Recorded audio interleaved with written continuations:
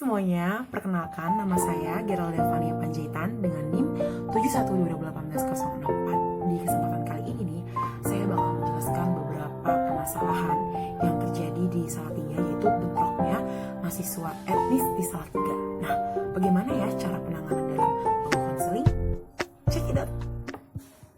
Model konseling ini memiliki beberapa kekuatan. Nah, kekuatan ini dapat melakukan perubahan-perubahan kecil yang pasti lebih baik untuk pribadi seseorang. Nah, bagaimanakah model-model ini menyelesaikan permasalahan yang ada? Ini dia.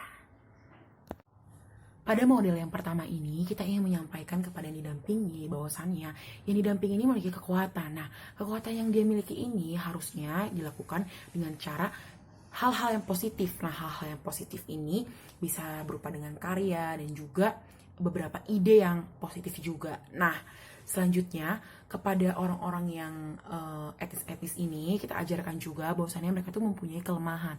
Nah, kelemahan yang dimiliki itu dia juga harus sadar ketika dia mempunyai kelemahan, seperti contohnya dia itu cepat emosi, dia itu tidak bisa melihat temannya itu diganggu. Nah, dengan kelemahan ini, kita kan sudah sadar nih kelemahan kita itu apa. Nah, dengan kita sudah sadar dengan kelemahan kita itu apa, maka kita cari kekuatan kita itu apa. Nah, kekuatan kita itu adalah kita bersosialisasi. Nah, dengan kita bersosialisasi kepada orang-orang yang bisa membuat kita lebih berubah kepada hal-hal yang baik, maka dari itu, kekuatan itu bisa kita gunakan untuk mengalahkan kelemahan kita itu. Tapi, kita juga tetap harus sadar bahwasannya kita mempunyai kelemahan, yaitu cepat emosi.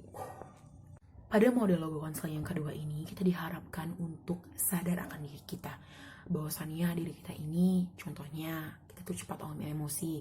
Kita nggak bisa nih ngontrol kemarahan kita atau emosi kita. Nah, ketika kita sudah sadar akan emosi kita, akan kekurangan kita mengubahnya pelan-pelan. Memang ketika kita ingin berubah ke sesuatu yang lebih baik itu nggak bisa langsung begitu, pasti kita harus ada tahap-tahapnya. Nah, dari tahap-tahap itulah kita mempunyai proses hidup. Nah, proses hidup itulah yang akan membuat kita tuh hidup itu tuh lebih bermakna. Nah, lalu selanjutnya juga kita juga harus lebih sering-sering berpikir positif.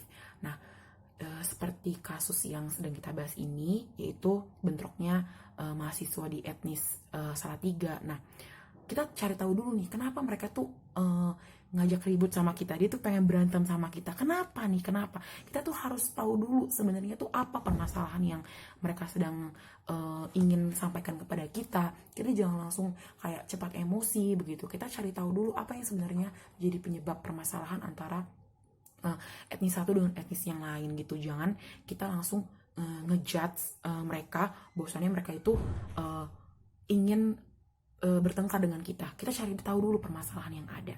Nah, ini dia tahap kedua dari model logo konseling. Pada model logo konseling ketiga ini, kita diajak untuk melihat atau memahami sebenarnya apa sih tujuan kita melakukan hal tersebut. Apa sih tujuan kita tuh bentrok dengan mahasiswa yang ada di Salatiga? Apakah ketika kita melakukan hal tersebut kita merugikan orang lain? Apakah ketika kita melakukan hal tersebut kita mendapatkan keuntungan? Ataukah akan terselesaikan permasalahan yang ada dalam ruang lingkup etnis itu?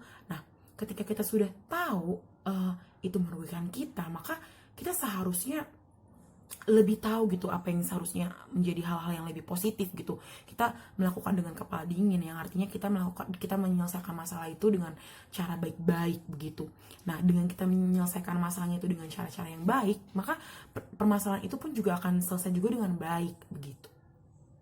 Pada modul logo konseling yang keempat ini, kita mengajak teman-teman yang didampingi itu untuk melakukan hal-hal yang positif. Nah, seperti yang terjadi, yang sedang kita bahas sekarang ini, kita mengajak teman-teman etnis itu melakukan hal-hal positif. Atau lebih tepatnya lagi, kita mengajak mereka untuk melihat apakah ketika kita melakukan hal-hal yang di luar dari positif itu akan bermakna bagi hidup kita. Karena ketika kita melakukan hal-hal yang positif, pasti kita akan menjalani hidup kita itu dengan penuh makna, dan kita akan mendapatkan penghargaan atas diri kita bahwasannya kita itu melakukan hal yang baik loh, dan hal yang baik ini juga bisa dicontoh kepada orang lain. Pada modul logo konseling yang kelima ini, kita mengajak teman-teman yang sedang kita dampingi ini untuk menyadari akan kesalahannya, yang artinya bahwa yang didampingi ini dapat mengevaluasi dirinya, apa yang telah dia lakukan, apa yang sedang dia pikirkan, apakah dia bisa bertanggung jawab dengan permasalahan yang ada. Dalam artian ketika orang-orang yang bentrok dalam kasus ini, sesama etnis ini, mereka dapat bertanggung jawab dengan permasalahan yang ada.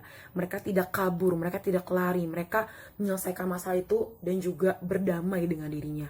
Ketika kita sudah berdamai dengan diri kita, maka kita akan lebih mudah untuk berdamai dengan orang lain. Karena ketika kita berdamai dengan diri kita, maka kita akan merasa bahwa diri kita itu juga sudah didamaikan. Dan ketika saya juga akan berdamai dengan orang lain, menurut saya itu akan lebih berdampak kepada orang-orang.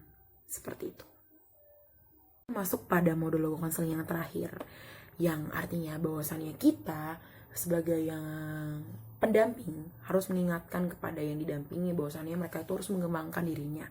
Mereka harus mengeksplor dirinya. Dengan kita mengembangkan diri kita, kita akan mengetahui bahwasannya apa yang sedang terjadi dalam diri kita.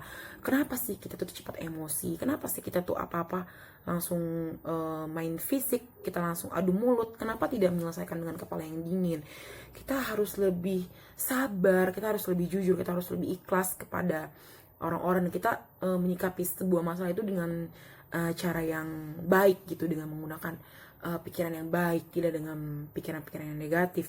Dengan begitu kita tahu bahwasanya kita tuh mempunyai sebuah diri yang lebih baik. Ketika kita mempunyai diri yang lebih baik, kita akan merasa bahwa setiap permasalahan yang akan kita hadapi, kita akan dapat menyelesaikannya dengan baik. Ketika kita menyelesaikan itu dengan baik, maka masalah itu juga ketika akan datang lagi kepada kita, kita nggak akan khawatir, kita nggak akan takut bahwasannya permasalahan itu nggak akan terselesaikan. No, permasalahan itu akan bisa terselesaikan kok. Kalau kita melakukannya itu dengan cara-cara yang positif, kita memikirkan masalah itu dengan cara positif, yang artinya kita itu membuat permasalahan itu tidak lebih jadi panjang, yang artinya kita menyelesaikan masalah itu dengan cara yang baik. Itulah beberapa kekuatan dalam